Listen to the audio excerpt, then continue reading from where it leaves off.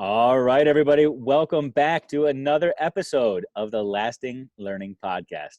So glad you decided to tune in. This week is a great episode because we have truly one of my favorite people on the planet. And I'm going to throw this out here. She's a Buckeye, and I'm still saying that. Even though she has that big scarlet letter in her name and in her identity, this woman is still killing it and inspires me to no end. She is doing all the things that I wish I could do with my life, with purpose, with dedication, with focus, with integrity, with honesty, with heart, with passion. And I am just so incredibly grateful to have the one, the only, well, probably not the only, but we've got Megan Anderson on with us today. Megan, thank you so much for finding time to be here and talk tonight. Dave, I'm so excited. I'm so humbled to be here. So thank you so very, very much. When you reached out, it was a no-brainer. It was like, yes, I'm in. Let's do this. I'll be honest. I was nervous to ask you. Sometimes reaching across that border from Michigan to Ohio takes with it a certain level of risk. But I'm sure you thought that you could enlighten me. You could wisen me up and teach me a few things. So that maybe this is a charity case on your end. I don't know, but whatever it is, I appreciate you finding the time to do this. So my question is, when we get to editing this part, that word that you said before Ohio State, does that get beeped out? No? Okay. No, I'm sorry. It doesn't. Okay. It's all good. It's all good. Did you mean Michigan? Is that the word? Beep. Yeah, Michigan. Okay.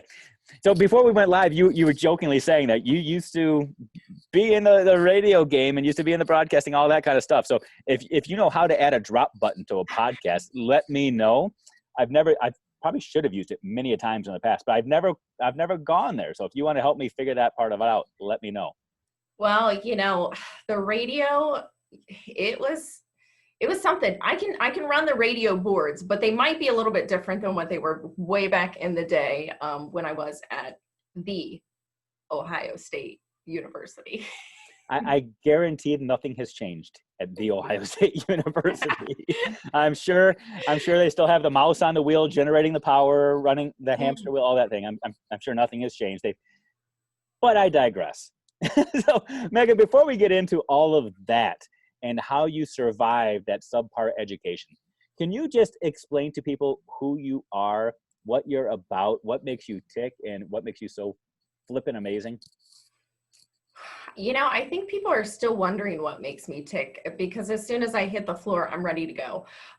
So they're all like, do you wake up like that? Like, you're ready to go all the time? Yes, I am. And solely because I truly feel that every day we wake up, it is a blessing. It is a blessing to inspire and just change the lives around us. And that's why we're put on this earth. So every day my feet hit the floor, 4:30, I'm up, I'm running, I'm getting it going. And whether it's listening to an inspiring podcast or not, it's just how I function. It's kind of how I've always functioned. But I think my story kind of goes back a little bit further, a little bit before Ohio State. I was raised a small town girl, living in not a lonely world, but so I was raised in a small town. My parents were middle school and high school sweethearts, and I have an older brother, and I really looked up to my older brother. He was just this person that was academically, he had it going on. Athletically, he had it going on. So he's kind of like the whole package. But I will say that my parents never made me feel like I had to live up to my brother. And I think sometimes when you have siblings growing up, there can kind of be those things where younger siblings can feel like, I don't even know if I can live up to that older sibling in what they have. And my parents never made me feel like that. They made me feel like I was my own individualized person and that I really could accomplish anything that I wanted to. And so for my brother, he was this athlete that eventually went to play Division III football at Mount Union, has some national championships under his on his rings, the fingers, they're blinging all the time. But I was 3 years younger than him, and I actually had I struggled in school. Shockingly enough, I loved school because I love to be social. But I really just loved people from the time I was born. I loved making friends. I loved making people feel really good about themselves. And it's really just how I was raised by my mom and dad. My mom was a nurse. My dad was a salesman, so they were just these typical blue-collar Midwest people who really worked hard in life, and they had their parents that really backed them in that too. And so when it was time for me to go to college and I had watched my older brother, I fell in love with the sport of volleyball. And it was probably because my parents didn't know anything about it. But what they did know was they knew the difference between what was effort and what wasn't effort. And I think there's a difference between some of those parents that push their kids in sports. It was different for my parents because they knew adversity was going to hit at some point for me, and they wanted me to be able to work through that. And so I started playing volleyball in high school. Actually, I'd never played a day of club volleyball in my whole life, which is actually kind of odd. I played 3 sports, and when it came to my high school year, I kind of had some connections that I knew the coach, and he came to a couple things and liked what he saw, but there wasn't a scholarship that was available. So I decided to walk on and try out. So I would be a preferred walk-on. And as I'm getting ready to graduate my senior year, I had gotten a phone call from the coach at that time. And he told me, I'm really sorry to tell you this, but you have not been admitted to the university because of your ACT score. Wow. And so here I am 2 weeks from my high school graduation. I'm like, what? My small town. I just got to interrupt you. That blows my mind that Ohio State eliminates people based off of academics. I would have had no idea. Sorry, go ahead. Yeah. So here it is, 2003, and I just remember kind of like, did he really just say that? Like, how do I tell people in my community that all of a sudden I'm the first female athlete to maybe second female athlete to go and play Division I sport. And now like the dream has been completely crushed. Rudy is all I could think about. Right. You're thinking Rudy Rudiger, is this me in this moment? And I remember he just said, it's too low. And I'm going to try to present your case in front of the Board of Academics, and we'll see, because I just had huge testing anxiety. Like I said earlier, I'd struggled in school. I had to really work hard in school where, my brother, he didn't have to work as hard. And I remember he had presented it and they had come back and they had said, still not good enough. Testing anxiety, not gonna make it here, not gonna make it. So my parents had actually called a meeting with the admissions office, and we went into the admissions office, my mom and dad, and we sat down, and the lady in the admissions office said, honey, I want to be completely honest with you. With this ACT score, you would never make it here at this university.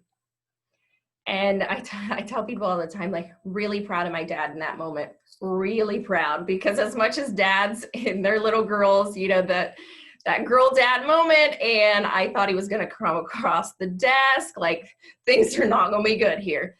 And for once, my dad is a very upbeat, energetic guy like me. He said, thank you for your time. And we walked out of the office. And again, you're just feeling crushed. You're like, what is going on right now? I'm 2 weeks from high school, and where do I go from here? We leave and we walk out of the admissions office. And I remember as soon as we walked out the door, my mom and dad looked at me, and my dad he squared me up like a coach, because I'm used to that coaching mentality and just coachable moments. And this was one of them that I'll never forget. And he said, Megan, I know they're telling you that you're not going to make it. And he said, but I know one thing for sure. I know that test does not measure your passion, your vision, your work ethic. Like, these are things that everybody is looking for, and you are going to make it. It's going to be just fine. And I was like, okay, all right. If dad says it's going to be fine, sure, whatever that means. And we walked out of the admissions office, and I was accepted to the Ohio University. And my parents said, you're going to college. So yes, adversity has hit. You haven't made it to Ohio State. So let's look at OU. That's your option here that we have. And my dad was even more jacked up because he was an OU alum. And he's like, all right, next college here. This is going to be great. And I went down to OU. And I remember when they dropped me off, because again, I wasn't this academic person. I didn't believe in myself. I had just been pretty much, torn apart by saying you would never make it with this ACT score of a 15. I had a 15. And I remember when they dropped me off, and I'm sitting down by this pond, and I'm like, 4 years? I have to do this for 4 years? Like, this is crazy. I don't think I can do this. And I had gotten through the first 2 quarters at OU, and I decided, okay, kind of talked to a few people, and they're like, well, now that you have a college GPA, try to transfer back to Ohio State. And so I was like, okay. Called my mom. I'm like, I've talked to some people, and they're encouraging me to come back to Ohio State. She said, all right, awesome. Thanksgiving's coming up. Finish out the quarter, because they were on quarters at that time. She's like, we'll be down to pick you up. And I said, I don't really think so. She's like, why? I said, they didn't want me in the first place. Why would I want to go somewhere that they didn't want me in the first place? And my mom's just she knows the competitive drive that just gets me. And she said, don't you want to prove them wrong? Don't you want to prove them wrong that somebody with a 15, and even the people after you that have been told they can't make it, don't you want to be their voice? I'm like, yeah, all right, let's go. Let's pack the bags. Let's go. And I transferred in to winter quarter, which is the hardest training season. It's the off season of you're getting up 4:30 in the morning for workouts. And probably one of my biggest inspirations when I transferred to Ohio State would be Anthony Glass. Coach Anthony Glass. I got to pause you before we even get to Anthony Glass, because I think this is going to be another powerful story. I want to unpack what you just said. There's so much that I want to say about this. First of all, your parents, oh my gosh, these incredible human beings. I now see a glimpse of what makes you so amazing. This persistence, this drive, this never give up, this stay and fight every single day mentality, this attitude, and what defines you is who you are, not what a score says about you. I mean, it all comes to light right now. But my questions are really these systemic questions right now about what we're doing to kids in so many ways. Kids that don't have amazing parents like yours. How many other kids hear messages like what you heard and throw in the towel and just give up? How many other kids take a label, a designation, an outside subjective opinion that's phrased through objectivity and make a determination that changes their destiny?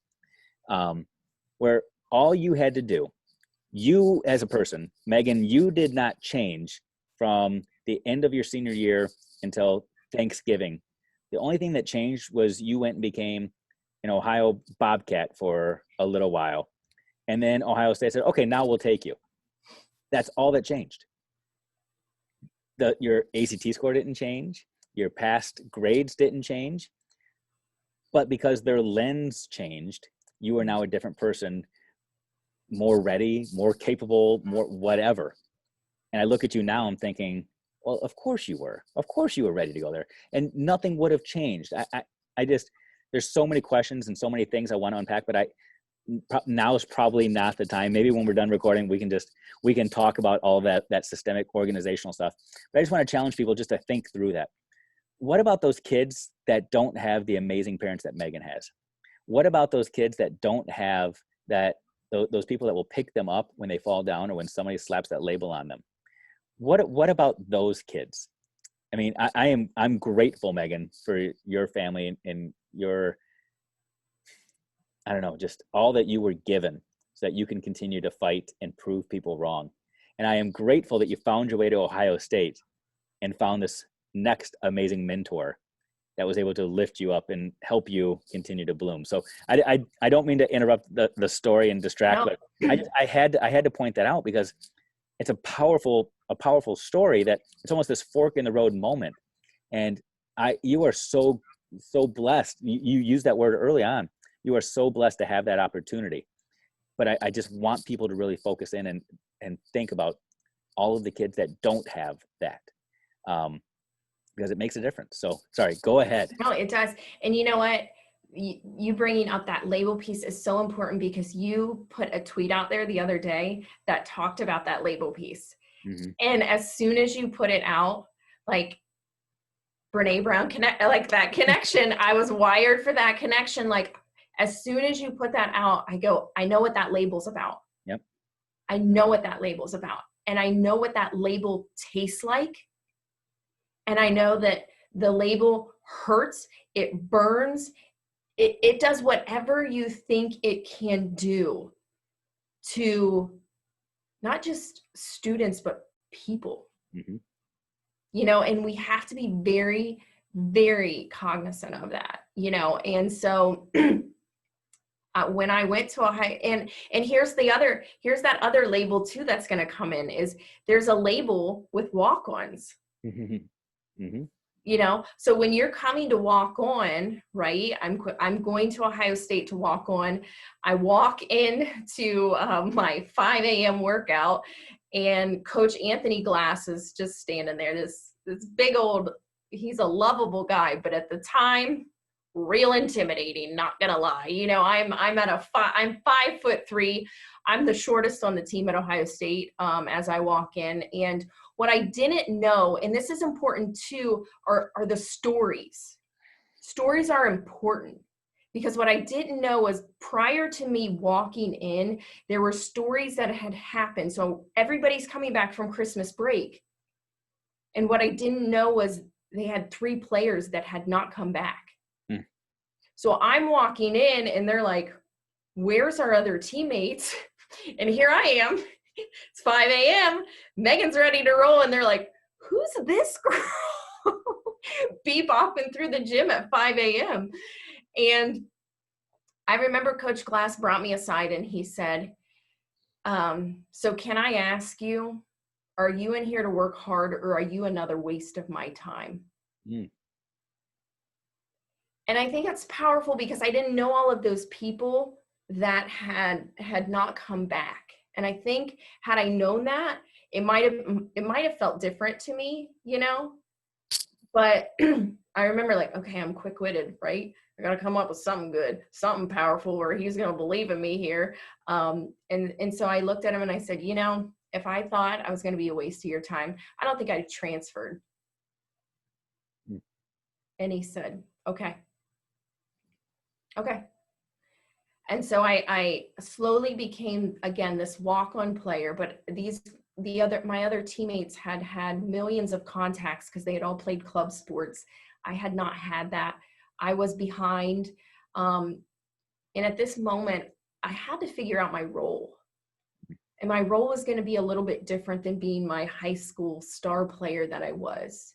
You know, it was different at Ohio State. So I'm guessing at 5'3", you're walking in as either a setter or libero or something, right? Well, and the libero had just been, this is the new position that was just created at this time in college. So it was just created as I was walking in. And so, you know, in my small town, I played all the way around. I I was hitting, I was setting, you know, I was doing it all. And then when I went to Ohio State, you know, again, you have all of these amazing athletes, and I'm short and I'm looking up to them. And, but I looked up to them in ways that would continue to change my life. And I still mean that to this day. I think I tried to quit 3 times, call my mom and dad, like, whoo, these 5 a.m. workouts, just not cutting it. You know, I don't think I've earned their respect. I don't know what else I can do. And I remember multiple times my parents saying, hey, Megan, you made a commitment. Whether you're playing or you're not playing, you need to figure out your role. You committed to those players in that program, in that school, and you're going to do it. Okay. So what I learned was throughout my journey in my career, and I think, you know, oftentimes we go into interviews and they go, oh, so who's your hero? Our heroes, I think, are those people that come into our lives during certain moments when we need them the most. So I think about my mom and dad. I think about my brother. You know, I think about Coach Glass. And then it started to become my Ohio State teammates, because culture is what Coach Glass started to build. He could see something in me. It didn't have to be that I was an all-star, 4-time All-American on the court. If you look at my heart was a 4-time All-American. Wiping sweat off the floor, that made me a 4-time All-American. Getting in my teammates' face and telling them, hey, we need you to work a little bit harder because your team needs you right now, that made me a 4-time All-American. That was my role. I think that's also called servant leadership. And that's what we're looking for nowadays in everybody. I didn't need to be on the court at all times. I just needed to be who they needed me to be to help build that culture at that moment. How did the other players see you and perceive you? Because I know now you're looking back on it. You know, it's a good question. You know what? 17, 18 I've often thought about that. How do they see me? How do they perceive me at that time? And I'm not sure. I think they would kind of question it, like, who is this girl? And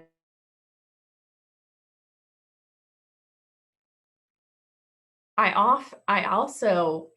don't know what they saw in me at that time, but what I could see was slowly they started to embrace me, and they started to, hey, I need you over here. Come get in this drill with me. And it may not have been the best drill that I could have given them, you know, because I wasn't that standout. But I think looking back, just like everybody else, they saw something in me that I didn't see in myself. And again, so you go through these people, and I knew that I probably couldn't have been that 4-time All-American on the court at all times. But I wanted to not only impact their lives, and actually we had a 4-time All-American that at the time on her senior night, wrote a letter to me that said, I don't know how you do what you do. You come in this gym every day and act like everything is magical. And she said, and our coach tells you you're no good, to get out of the drill, somebody replace her. And she's like, and you just, okay. And she's like, I don't know how do you do that? And I did it because the people around me is what I wanted to impact. Because again, that's why we're put on this earth, right? And so I knew that Coach Glass believed in me. I started to see my teammates believing in me. Do I still respect my head coach to this day? Absolutely. He taught me so many things that are valuable, that really are valuable.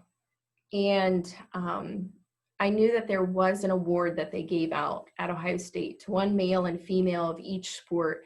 And I knew that if I worked hard enough in the weight room, that this was my goal. I wanted to leave my name somewhere. because I wanted people to go like, who was that? You know, like, I don't remember her. She wasn't on the court. She wasn't, you know, that was the girl that got a 15 on her ACT. That was the girl that they said, I'm not sure if she can do this.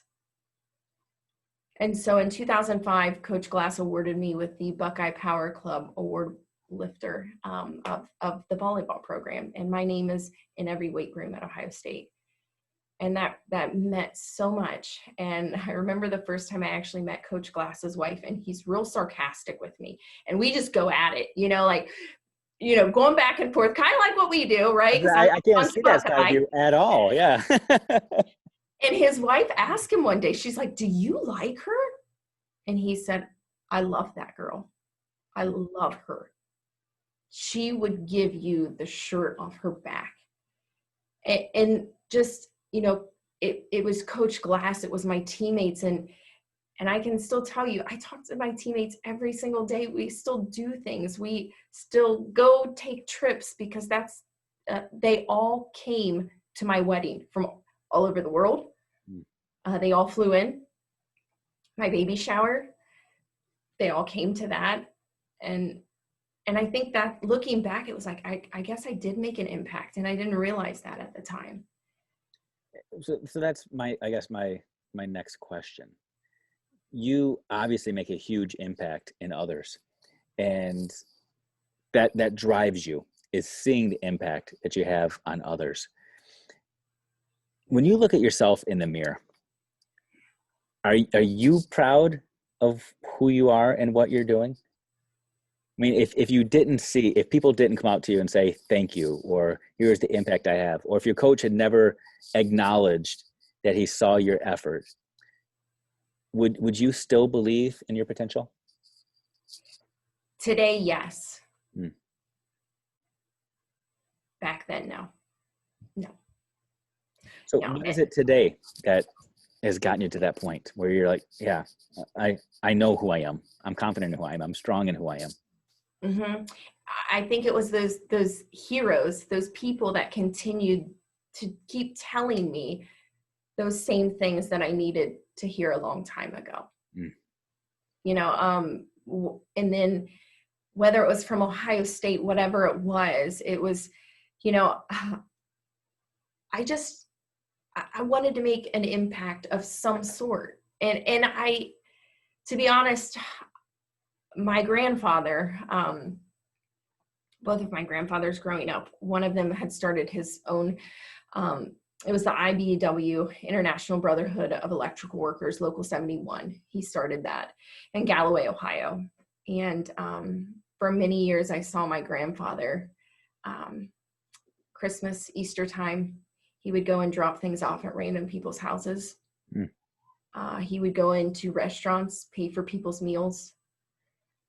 He did servant leadership. He did it with the finest of like servant leaderships that you could think of.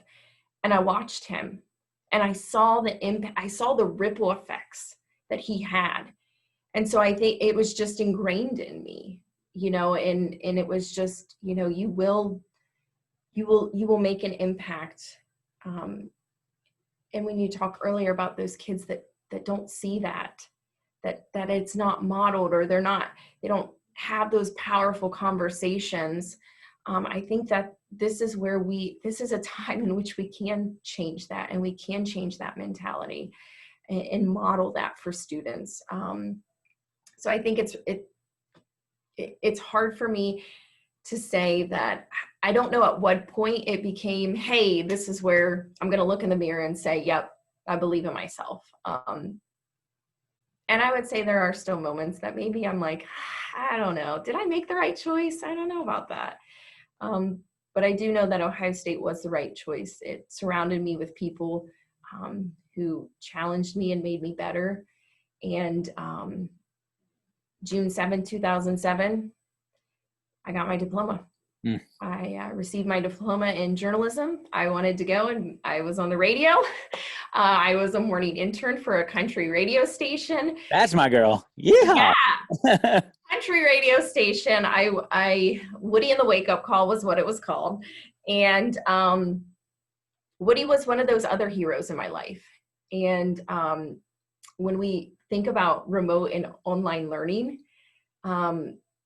I really took that back into education because my first degree was in journalism. I wanted to be on the radio. I wanted to be a sports reporter. My cousin worked for ESPN, and I was like, yeah, I want to do this. And in the back here in that little plug, my mom was going, you're going to be a teacher. Mm-hmm. And because my mom said it, not doing it, nope, not doing it. But I also didn't want to be an educator because I had to take a test. Mm-hmm. I can relate. So I went to college to become a broadcaster. I thought I was going to be the next Dan Patrick, Keith Olbermann. And if that didn't work out, I was going to be Jim Cantoria for the Weather Channel. I mean, I had it lined up. I knew what I wanted to do. But similarly, but yet different, I didn't wait till I graduated to realize it wasn't going to work out for me, because I had one class, BCA 210, where I had to wake up at 8 a.m. Monday, Wednesday, and Friday, watch black and white movies and analyze them. Now, for people that might not remember what college was like, Friday mornings at 8 a.m., probably... You didn't make it. I was doomed from the start. Let's just put it that way. Because of that one class, my destiny was forever changed, and broadcasting didn't happen for me. For you, it's interesting that you had this idea of teaching, but you thought, I can't do that because of the test. Mm-hmm. For me, I didn't go into broadcasting because of the hoops I had to jump through that I couldn't succeed in. But I look at you now, and honestly, before you shared this, I would have never known that part of your history. I would have never known the struggles that you had to overcome. I would have never known about the academic difficulties you faced early on. I would have never known that you had this fear of tests and the big moment and the spotlight. And this is where this is the moment that defines the rest of your life and your proficiencies and all that. I would have never known that about you, because you strike me as somebody that's just cool, calm, collected, unfazed, composed, confident, sure of yourself, just willing to give, to speak your mind, to say what's needed, and let it all fall where it may. But hearing this story lets me know that there is some of this. I don't want to call it baggage, because it's not baggage. It's stuff that helps define who you are, and it's stuff that you've built upon to grow into who you are. But there are these defining moments. So I'm just going to ask you point blank, so you graduated June 2007. You've had all these amazing mentors in your life that guided you. You walk into the radio station as an intern. It sounds to me like from 2007 until now, so the next 13, 14 years, life has just been a piece of cake because you had it all figured out. By the time 2007 rolled around, you'd already hit all the speed bumps and you knew who you were. So life just got easier for you, right? Mm. No? Oh, that pause tells me no, it's not the way it went. No. Mm-mm. Huh. Nope. I was on the radio. I loved it. Woody taught me how to never meet people and engage with them. Woody never met half of his listeners, but he built a relationship with them. Mm. His authenticity that came out the moment he hit that button for his voice, people trusted him. And the best part about him was what you saw on air and what you heard on air. That was who he was. Day in and day out. I'm going to pause right there, because I'm unpacking this for educators out there right now. What you just said was kind of a light bulb moment for me. It was powerful, what you just said. I've heard so many people recently, as we've gone through all these educational shifts and adjustments and pivots and online, hybrid, remote, whatever we want to call it, educators who are struggling to make those connections with kids. But you just pointed out something that's powerful to me.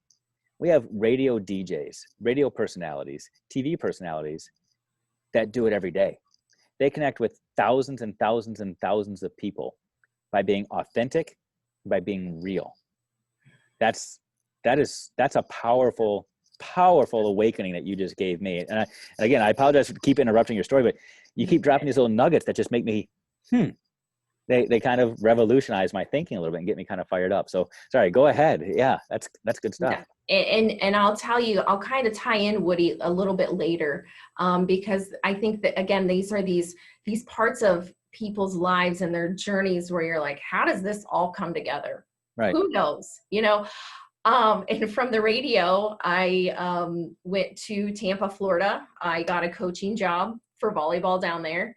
And I moved down there, and the best part was when I got the coaching job at this, it's a Southern Baptist school down there, small school. They said, do you teach?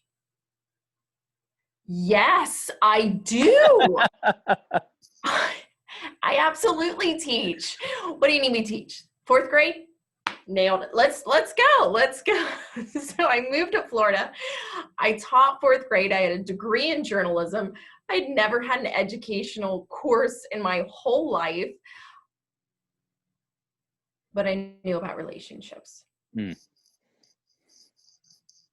things they don't teach you so much, or at least back then, back then they didn't teach you. It was don't smile till Christmas. Well, I failed at that because that's what I do every single day,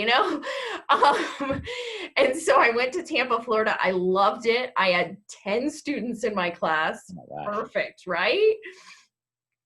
And I remember my mom had called me. My mom's a nurse and nothing phases her, right? And she had called and she said, hey, I just wanted to call to update, to let you know you may need to update your medical history, in family history. I have uterine cancer. And I'm like, what?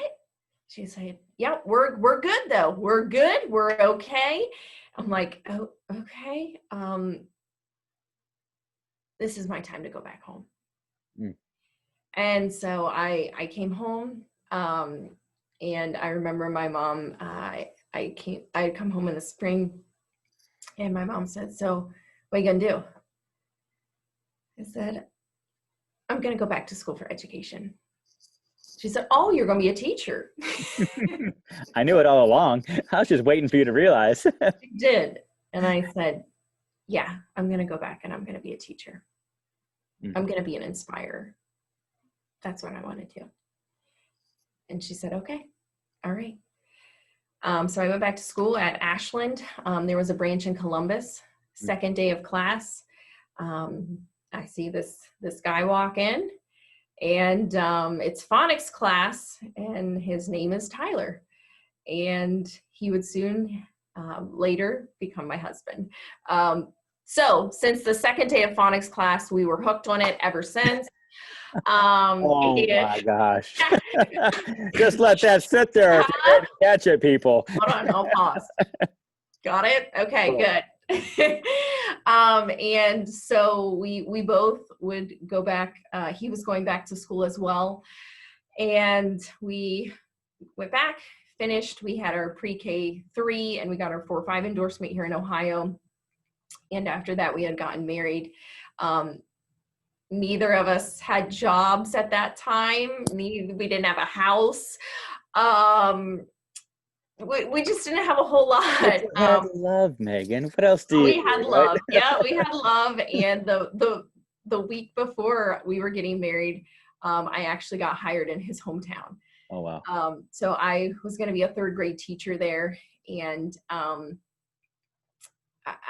I went in, had the interview, and I'm like, yeah, I think this is going to work out really well. It's going to be awesome. And it was. I met some great, amazing people, again, that just changed my life. That they just became those heroes. And at this point, this is where I kind of heard people saying, you have leadership qualities. Okay. because I'd never heard that. So at this point, this is where I'm starting to hear those conversations taking place. I'd heard my mom and dad say it, way different than when somebody else tells you that. But what I remember, supposed to say it, right? Yeah. You know what I remember the most though about this first teaching experience? 3rd grade.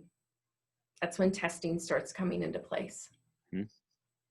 And I remember a little girl in my class, and I could see the anxiety just coming up. And I remember bending down and getting to her level, and I said, "It's okay. I understand you. I get it. And I want you to know that a test doesn't define your leadership skills. It doesn't define your passion. It doesn't define your work ethic. You're going to make it." Mm. The same thing my dad told me, I told her. Our words matter. Truth. But the fact that I could understand and relate to her mattered even more. Mm-hmm. I get it. I get what you're going through. I've been there too. Wow. So at what point did you, well, I mean, there's so much I want to ask you right now. Let me just think this through and figure out what is fair for me to ask. When did you decide, yeah, I'm going to leave the classroom then? Because from that story right there, some would say, why would you ever leave? I mean, you're there with those babies every single day. You are able to form those relationships. You're this relationship maker. You're this destiny shaper. So why would you leave the classroom? And again, it's that question similar to what I asked early on of, you have other people that are telling you, here's what I see in you, and here's the potential I see in you. And there's always this tension with life, society, with individuals to play to the room, to play to the crowd, to play to others versus playing to yourself. But you are genuine and so real and so true. Did you see when they started speaking this truth into you that you were a leader? When did it absorb into you that maybe this is who I am? Maybe this is what I'm supposed to do? So at that point, I was in the classroom, taught 3rd grade, was really building relationships, connecting. I'm crazy in the classroom. I like to sing. I like to dance. Why? Because it's engaging. Because the kids like it. Yeah, for sure. Because that's what Woody taught me on the radio. Because it relates to them. Mm-hmm. And so my husband and I were going to have our first child. And everything was great, other than the fact that I was sicker than a dog, still working it out, teaching, going to the restroom, coming back, and we had our first daughter around Christmas time. Actually, she was born the day before the grandfather that I had spoken about that modeled servant leadership to its finest. And we had her, and it was awesome. It's Christmas, like great snuggling weather. And 3 weeks after having her, we were at Nationwide Children's Hospital in Columbus. She had an unexplained fever of 102.5, and some things were just kind of falling apart. And it just kind of started from there. This would not be our first hospitalization throughout her lifetime. And so I remember I had taken my maternity leave, but things just weren't, I don't want to say, because sometimes people say, well, how did you know when they weren't right? That's not. It's that mother's intuition, even though I hadn't been a mom for very long. So I had gone back to the classroom, and I it was kind of like you're homesick from college. Like I needed to be with her. There just wasn't, and what we noticed was she wasn't gaining weight. She was having failure to thrive.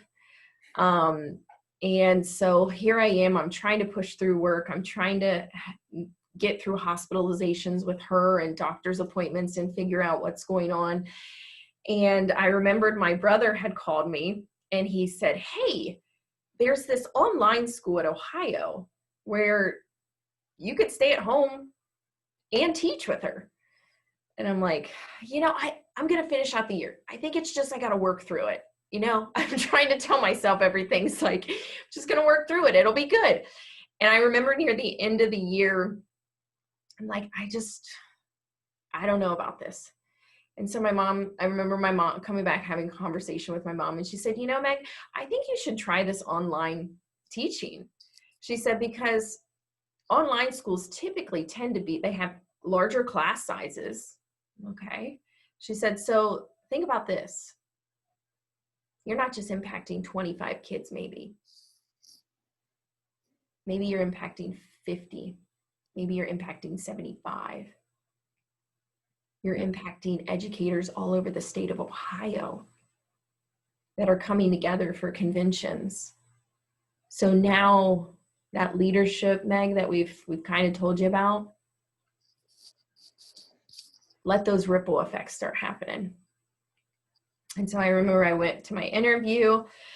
They put you through this technology. This was like before the interview. They put you through this technology passing course. And I was like, oh my gosh, I'm not even going back for the interview. I don't even know what I just did. Again, test anxiety through the roof. I'm like, not happening. And so he would later become my boss, Max Lolithan, says that he pulls me back and he goes, so would you like to know what you got on your technology exam? I'm like, nope, I'm good. I'm good. And then he keeps walking. So I'm like, okay, well, maybe I did decent. I mean, it looks like he's taking me back for an interview. And so I remember at that time, he was asking me about my heroes. And I talked a lot about my mom and dad. Because at that point, they were my heroes. And I talked about Coach Glass and I talked about my teammates. And, now I'm talking about meeting my husband, and now we have a child that, I'm not sure what's really happening. But what I do know is there's two things. I want to impact lives in the classroom still, and I want to be a mom. And not that, and I don't want anybody to take that the wrong way. No. I wanted to be a mom because I knew there was something more to this, but I couldn't figure it out. And I needed to be there for both. I needed to serve students and I needed to serve my daughter. And so I would learn to teach online. I taught 3.5 years, 5th grade English language arts. And I took Woody's skill, his finesse of engaging, doing the most absolutely ridiculous things in front of the camera, as of, if we can get everybody to attend today, we're going to do Bean Boozled. We're going to make predictions about which gross jelly bean I can eat. And I'll probably throw up in front of the camera. I don't know, and every day it was something different. Like, what's she going to do today? I don't even know. She may show up and look like the unsinkable Molly Brown because we're studying the Titanic, and it was just something that was different, but they were engaging it. And I told my mom, I'm like, I don't know about this online learning because I'm a personal, I like to hug. I like to be there. And I remember the first year after I logged out of my live session, I had a student named Brody. And he said, all right, Mrs. Anderson, I can't thank you enough for everything. I'll talk to you soon. Thank you for making an impact. And he goes to log out. And I'm sitting in front of the screen like, oh my gosh. The connection was there. you know, it was there in a way that I never thought was capable of being there. And it was there because they just kept coming back for more. And we created breakout rooms where we called them yet rooms. And the students, you know, they weren't there quite yet. And we could go down and be there and really get that growth mindset mentality. And we encourage them to say, it's okay that you're not there yet. And all while I'm doing this, my daughter's right beside me. And so that's what I was going to ask, because you said you wanted to do this so you could be fully present for both. How in the world are you affording yourself the time and the energy to be so creative, to think outside the box, not just to follow the script, to be fully present for all the things that require your attention?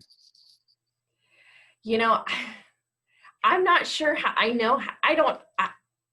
That's hard for me to answer because I'm always just like, go, go, go, go, go, go, go, go. And people ask me like, is there ever a time that you're like, oh. No, no. But my brain is always thinking, and my boss today will call it my fluff and flair. He's like, all right, I need a little bit of Megan Anderson fluff and flair, this, and this, you know, and I'm just, my brain is always thinking. It's not thinking test mentality, it's thinking outside of the box creative mentality. Mm-hmm. And so she's there beside me, she's eating, she's, you know, she wasn't really mobile, you know, at this time, but I had her right beside me and my students are in front of me. And I have a co-teacher in the classroom that she's pulling kids and working with them. And I just took everything Woody taught me from the radio and I brought it to life, not only in educational brick and mortar setting, but even further into remote online setting. And this is where that leadership talk happens again. Because I was at that point, 5th grade at our online school, they considered it middle school. Mm-hmm. So I was 2-time online middle school teacher of the year. Wow. And I remember at one point, my boss, Max, looked at me and he said, I know you kind of told me a little bit about your heroes in the interview. And he said, what's your story? There's something more to this, because I've never seen somebody like you had said earlier, that just, you're here, you're there, you're serving everybody, anything that everybody needs. And he said, like, you share everything. You share all of your ideas. And he's like, you don't care about you don't care about credit. I didn't go into this for credit. I went into this to change lives. And if I'm creating something in my classroom, I want it's that ripple effect of, I don't want it to inspire 25 kids. I want it to inspire not only the educator in that next classroom, maybe they even think even further on what I created, but then it inspires those 25 and it just continues to happen. That's good stuff. There's no credit. It's about inspiring and changing lives.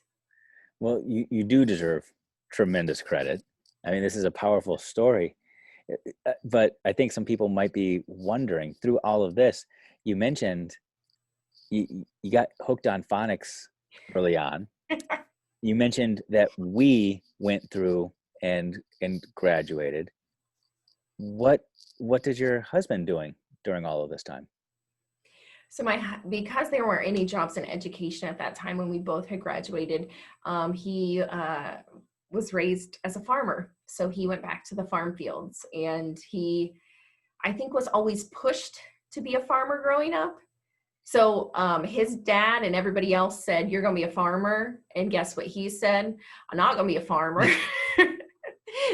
Conversation sounds funny, right? And so he said, you know, I love being back with my family. I want to be back with them. And I said, you know what? If that's what makes you happy, if education is what makes you happy, go be in education, and I will support that.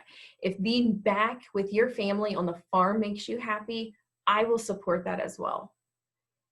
And so I remember when I said I wanted to be an online teacher, and my husband looked at me and he goes, "Are you crazy?" He goes, "You're going to be stuck in the house all day by yourself and the baby. This is a bad idea." He's like, no. He's like, "You're the most sociable person I've ever met. Like, this is not going to be great." But he really did see the lives I was changing throughout being online learning. He's like, "You really do like this, don't you?" And I said, "I do. I love it." And so the impact in it just continued to happen in education. And I started to learn a little bit more about early intervention and the importance of special education. Because what I would start to see is, while I was teaching students, what I had learned in school, my daughter, Brielle, was not meeting those milestones. And I'm going to be really honest to say, and vulnerable to say this, that because of social media, when everybody puts the 6 months, we're rolling over, we're, doing all of this and all of that, there were a few moments where I would post a picture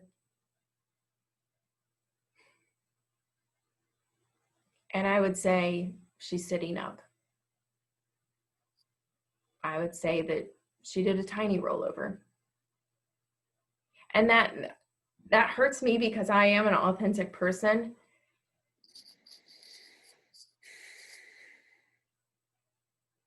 But I didn't know what to do.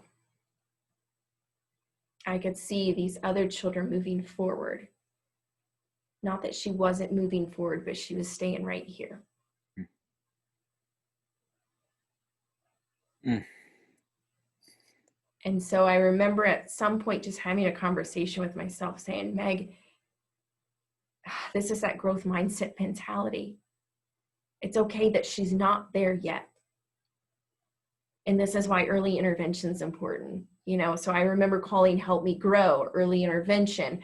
I would buddy up with services at Nationwide Children's Hospital for physical OT, PT.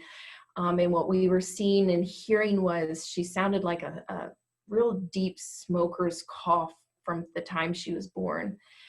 And we had a lung doctor that had come into our life, Dr. Lisa Marie Sarzensky, and she was this petite little doctor, and she was very motherly. And so she said, we're gonna run Brielle through some tests here. Okay, we're gonna try to figure out what's going on with her lungs, because we were at Nationwide Children's Hospital all the time for pneumonia, bronchitis, and all the while I'm still teaching, still rocking it out. And you asked me earlier, like, when people see you, they see this fun, bubbly, vibrant, and they don't really know the adversity or the story. And what I can tell you is, a lot of times we fall back on our training. At Ohio State, I was trained to fix my face. Because the opponents, right, they couldn't know how we were being affected. And so we were told all the time, not in a bad way, "Hey, fix your face." It wasn't a bad way. Like, it wasn't like, "You're ugly." It's fix your face, get back in the game. And so there are moments in my life where I've told myself numerous times, "Fix your face.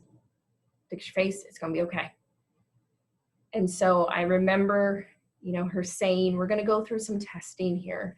We're gonna try to figure out what's going on with all of her lung issues, and we're gonna actually bring in an ENT, Dr. Jonathan Grishkin, who my husband adores because he's our only male doctor, and he's personable. He's not just a doctor, he's personable." And so they brought in those two doctors and a GI specialist, and they had put her under for 3 hours trying to run her through multiple tests.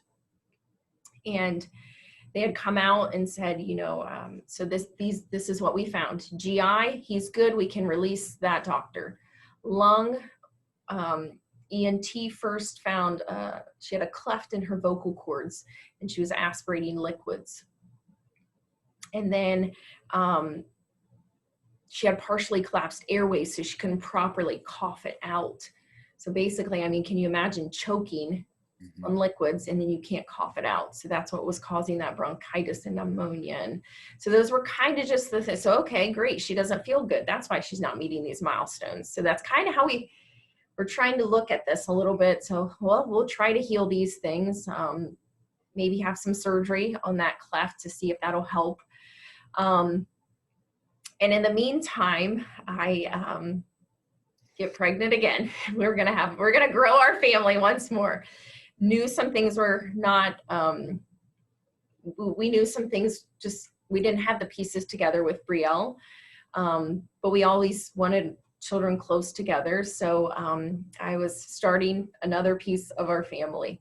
And in the midst of this, I remember my boss, Max, going, hey, I want to come back to that leadership that you have. I'm like, okay. And he's like, yeah, you need to go back to school. Huh? I'm like, I've got a child that is in the hospital for numerous appointments. I'm about to have another child. I'm two-time online teacher of the year here.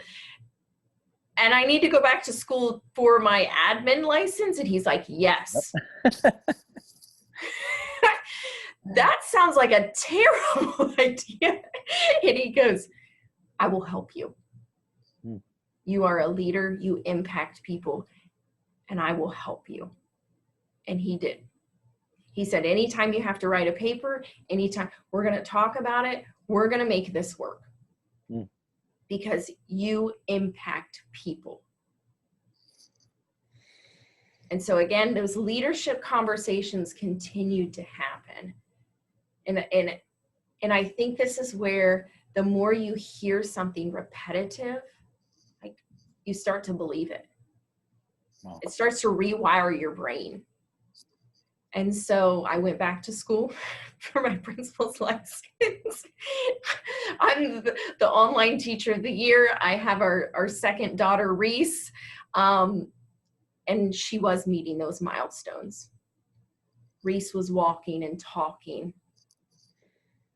She was doing everything before Brielle was, and we still hadn't had a diagnosis, but we were still having these hospitalizations. Brielle taught me about adversity, once again at its finest. Reese taught me about servant leadership when you're born. When Reese was 16 months old, I saw her climb up the steps. She's my climber. And she pauses. I'm like, what's she doing? And she turned around and grabbed her big sister's hand. And she helped her up the steps. When Reese was 18 months old, she potty trained herself and she potty trained her sister. Those are leadership moments. But what I realized was Reese was watching my husband and I, and she was modeling what she saw. How many times do we do that in education? When parents can't be there for students. That's what we went into education for, right? To model, to inspire, to empower, to connect. You are, A, you're an incredible human being. B, you are an incredible storyteller. You hit me in a place that I don't get hit very often. The emotions going through me right now are the furthest thing from sad, but I can't stop just trying to get the tears off of my eye before they start dripping down my cheek. But I'm not sad. I am it's pride, it's admiration, it's like this overflowing feeling of this is everything that is right. Like this story is it's one of those stories that gives hope. You know, it gives purpose, it gives meaning. But it's not a happily ever after story. It is a story filled with struggle, hardship. I'm sure, although you're not articulating it now, there were moments of doubt. There were moments of insecurity. But there's so much grace in every single thing that you're talking about. Grace for others, grace for yourself, grace for circumstances. Where are things right now in your life, in your moment, in your reality? So we do have a diagnosis. I say that smiling because a diagnosis will do anything you think it will do. And maybe if you would ask me this yesterday and I talk about a diagnosis, I would have cried. Maybe it depends on the day.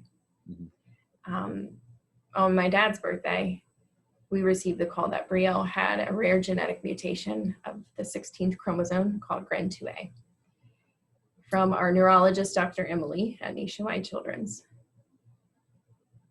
And my husband was in the farm fields.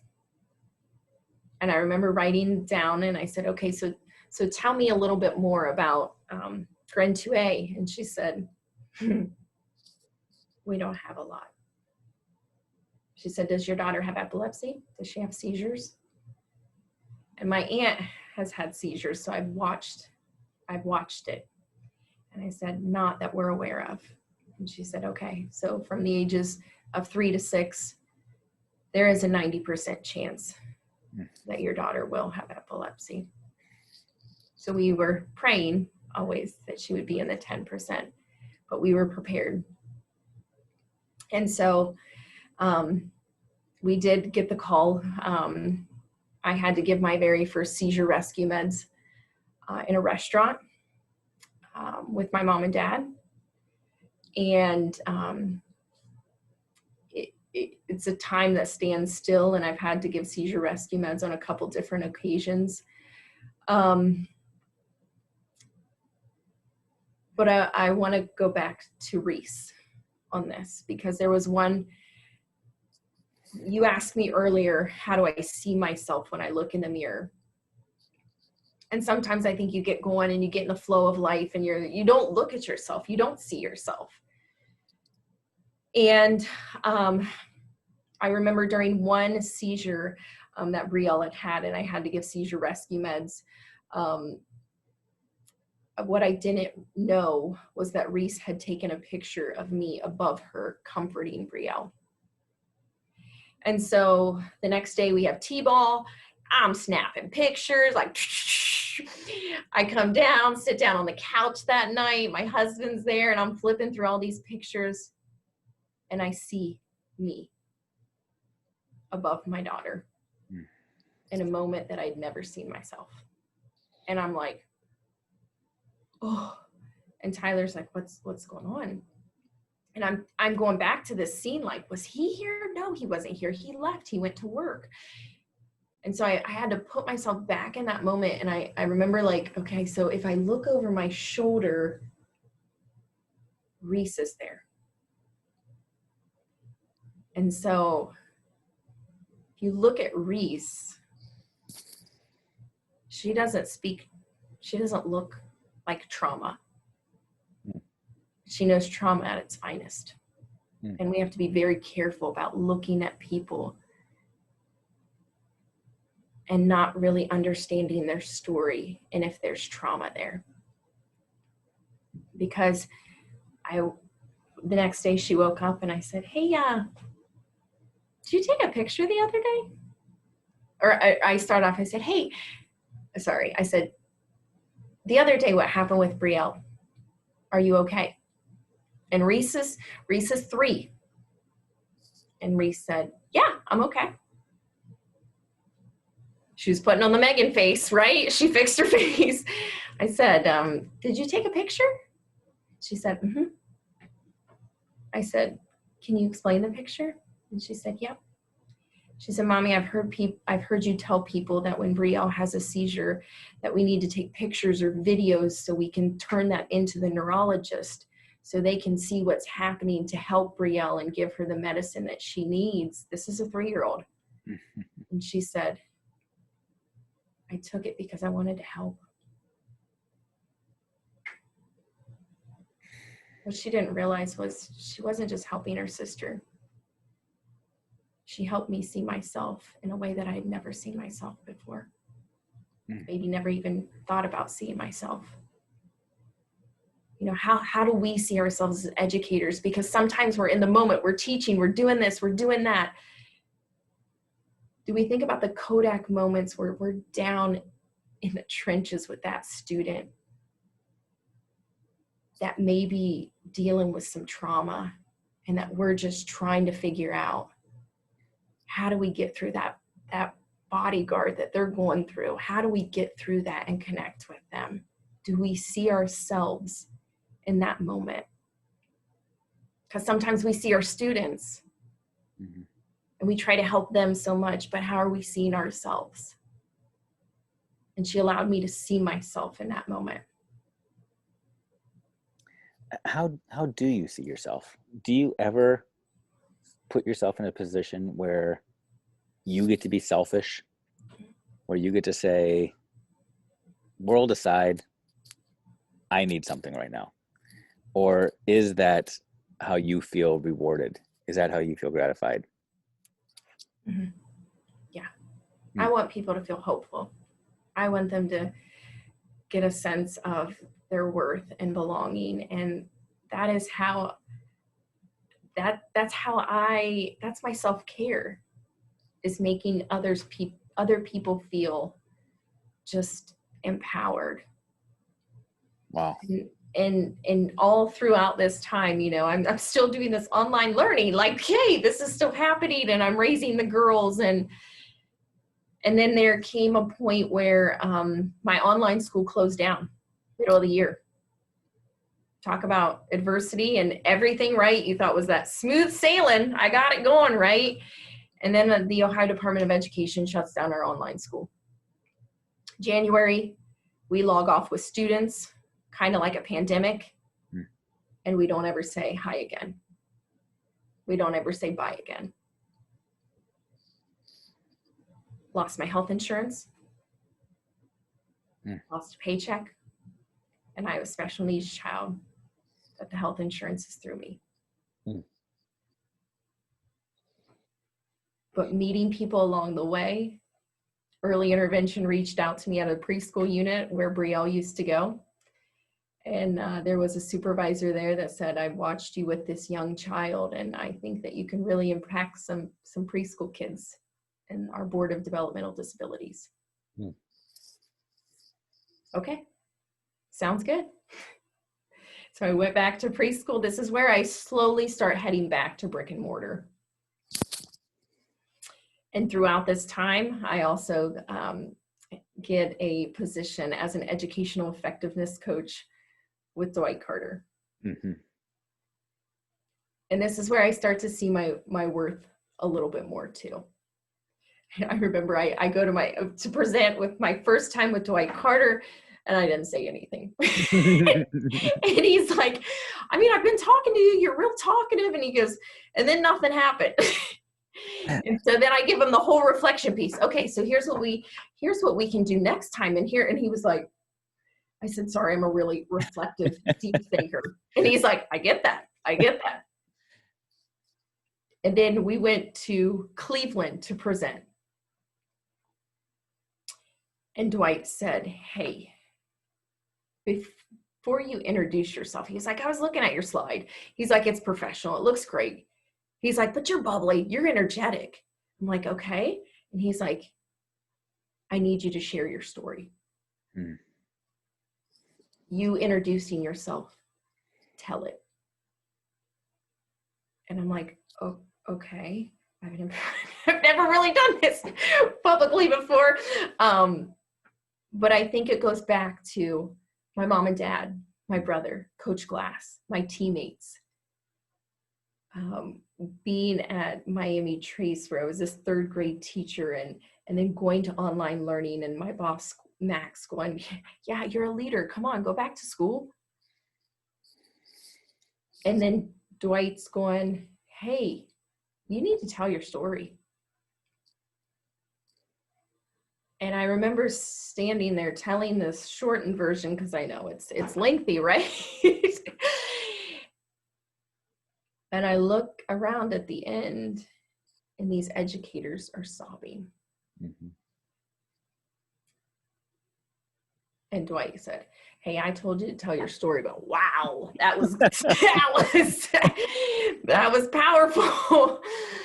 And a mom comes up to me that's an educator in that room, and she said, my daughter has Down syndrome.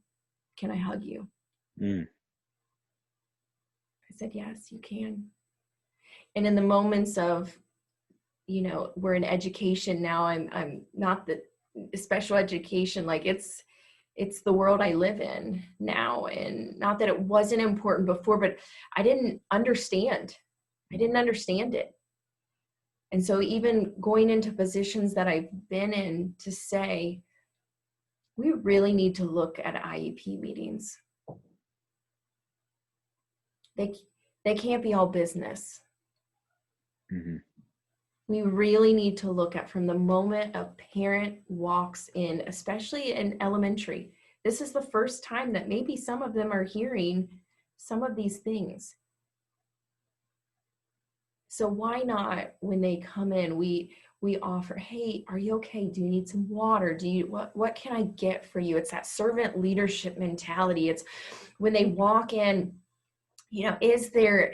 here's our team, and maybe there's in front of them pictures of those team members, who they are, and their email, and how you can get a hold of them, because staring at 12 people in a room, you're like, I don't even know what's happening right now.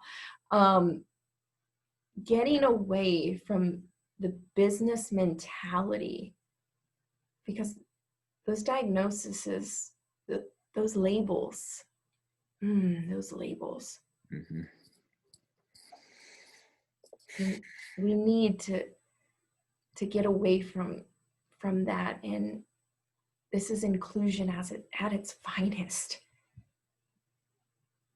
And so just taking all of those positions and listening to Dwight say, share your story. And one of the biggest things he did during that time, and actually we went and got family pictures. And I was listening to Dwight do a Be Great conference. And he said, Brene Brown talks about, when our feet hit the floor, do you tell yourself I'm worthy? I was like, I don't know. I tell myself that. No, I don't tell myself that. My feet hit the floor and I'm like, let's go. Well, like, there's no. And I contacted the photographer before we were going to have Christmas pictures. And I said, this may be weird. I don't know. I said, can I ask you a favor? She said, yeah. I said, I know you're taking family pictures of us. I said, but I went to this conference and I heard this amazing Dwight Carter talk about, telling ourselves that we're worthy when our feet hit the floor. And I said, being a wife, a mom, an educator, I think I've lost myself sometimes.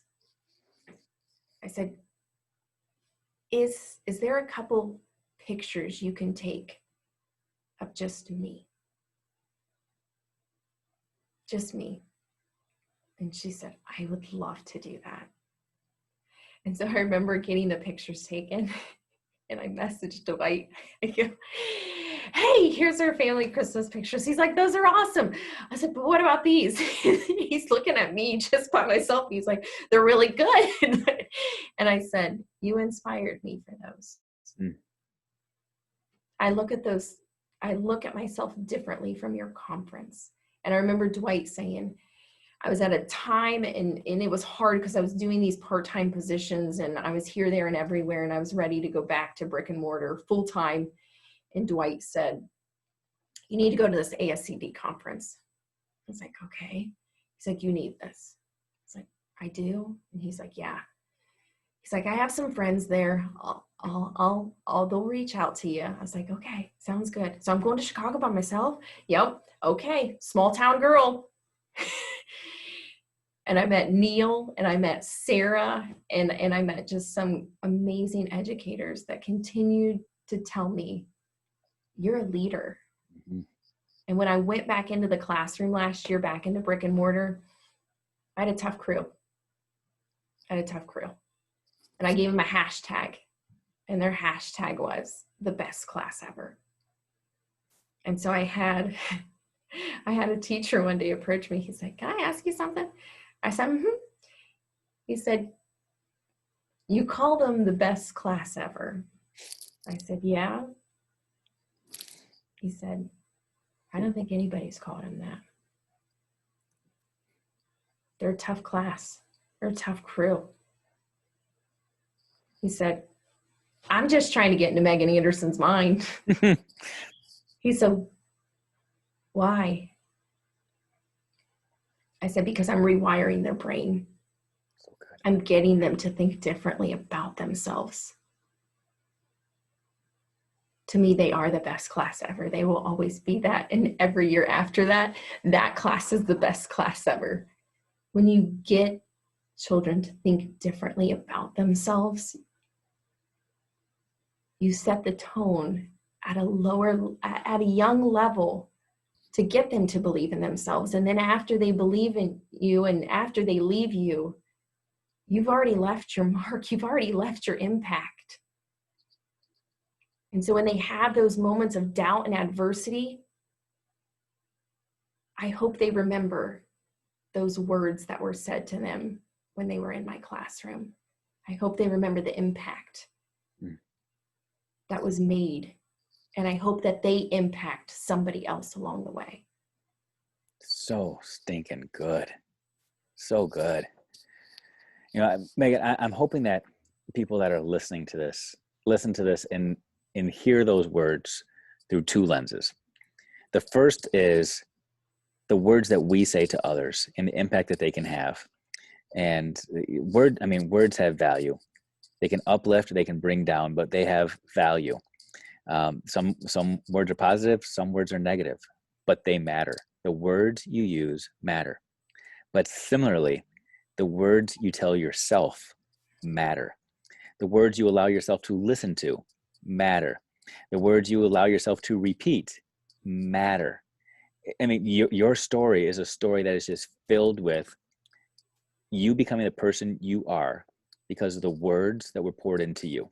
The words of hope, the words of belief, the words of affirmation, the words of strength.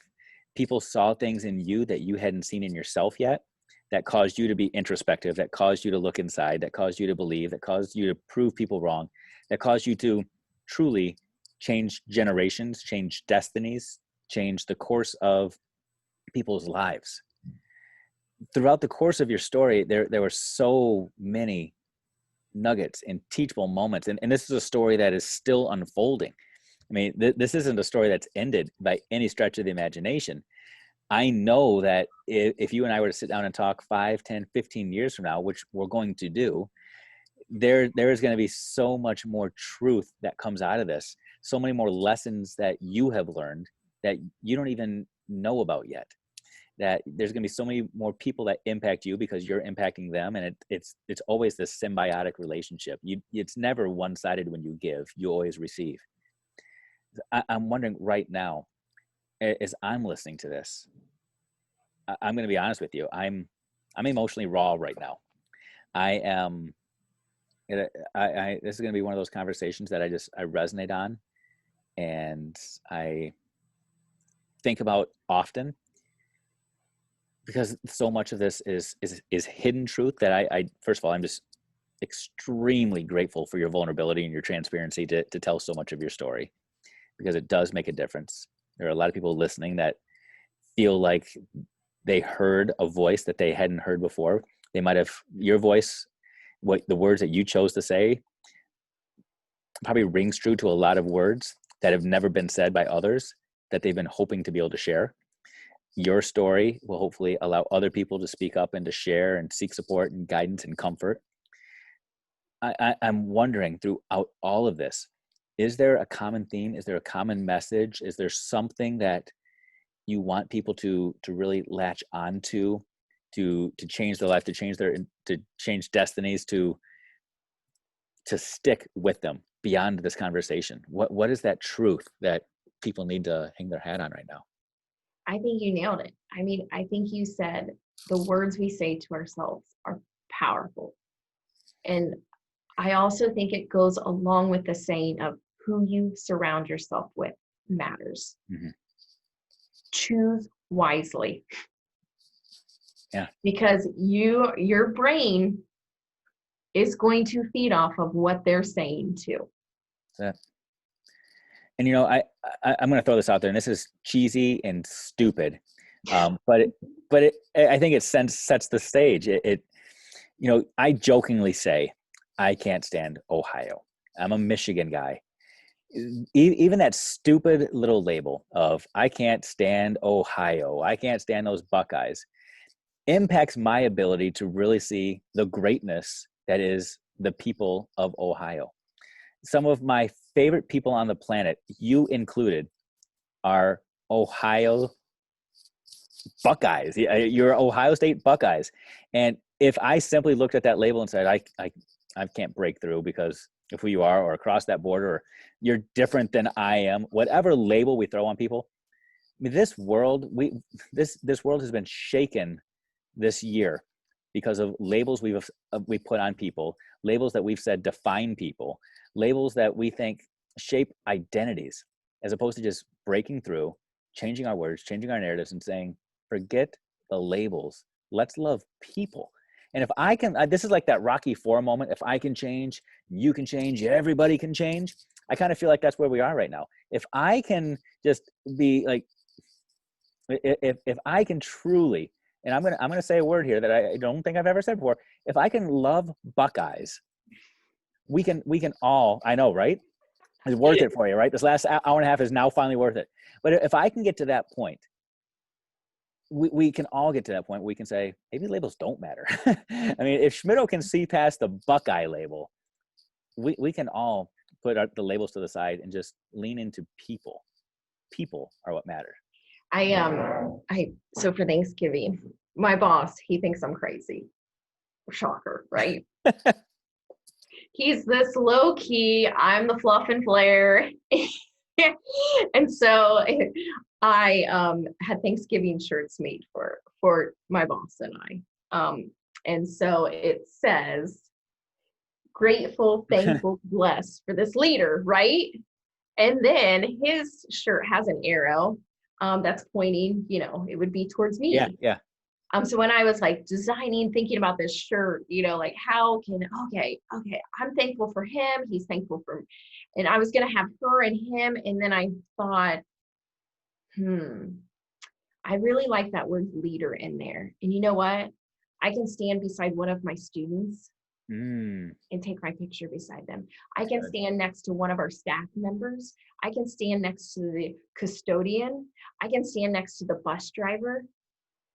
Because when we talk about our words and how they're impactful, I think we have to think about leader. Mm-hmm. I was working with the school district one time that we were looking at mission and vision statements. And they're like, well, not everybody's a leader. Oh, it broke my heart. There's leadership abilities in everybody. It's finding what ignites that leadership ability. The reality of the situation is people, not just kids, but people will always live up to the labels they're given. Always. So think carefully about the labels you attach to people. We will always, that becomes our destiny. That becomes our identity. So be very careful. Be very careful. So Megan, I'm going to give you a few labels here. Amazing, awesome, incredible, humble, transparent, vulnerable, leader. I am a groupie. I'm a fanboy of yours. I hang on your every word. I adore you as a person, as a leader. You are absolutely incredible.